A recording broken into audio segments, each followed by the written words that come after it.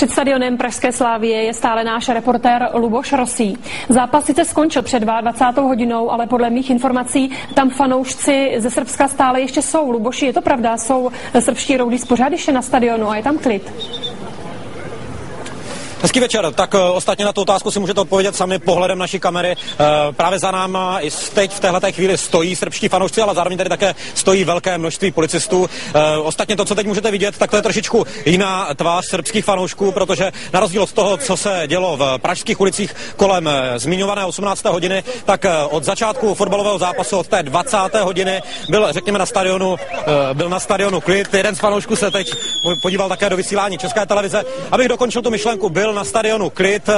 V téhleté chvíli je všechno připraveno k tomu, aby fanoušci opustili nejenom přímý přenos České televize, ale aby opustili také Prahu. Policie má samozřejmě přijatá opatření, která by měla zamezit jakýmkoliv dalším incidentům, ať už tady v prostoru stadionu, ať už v Praze, anebo při té cestě na hranice. O těch ještě předpokládám budeme hovořit.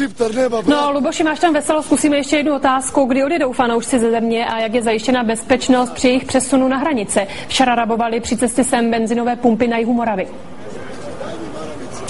Tak já se přiznám, že v té atmosféře, která tady vznikla během našeho živého vstupu, jsem tu otázku přesně neslyšel, ale předpokládám, že bude diváky České televize zajímat především cesta srbských fanoušků domů. Takže pojďme se blíže seznámit s informacemi od policie. Především to klíčové sdělení je to, že většina benzinových čerpacích stanic by měla být v době odjezdu fanoušků minimálně přes území České republiky zavřená. Z toho důvodu, aby fanoušci srbské Crvené zvezdy Belehrad nemohli případně opakovat to, co se jim v uvozovkách podařilo v těch včerejších večerních hodinách, případně také dnes, aby nedošlo k rabování, aby nedošlo k případnému žádnému útoku na pracovníky benzinových stanic nebo také k případným krádežím. Teď pravděpodobně nemáte možnost vidět, alespoň ne v té kvalitě, kterou jste viděli před malou chvíli, protože fanouškům se podařilo zhasnout naše světlo. Nicméně to poslední sdělení je, že nedošlo na stadionu už k žádným větším výtržnostem ani násilnostem. Ode mě všechno. Luboš Rosý, reportér České televize, velmi odvážný vstup. Děkuji za informace i za odvahu.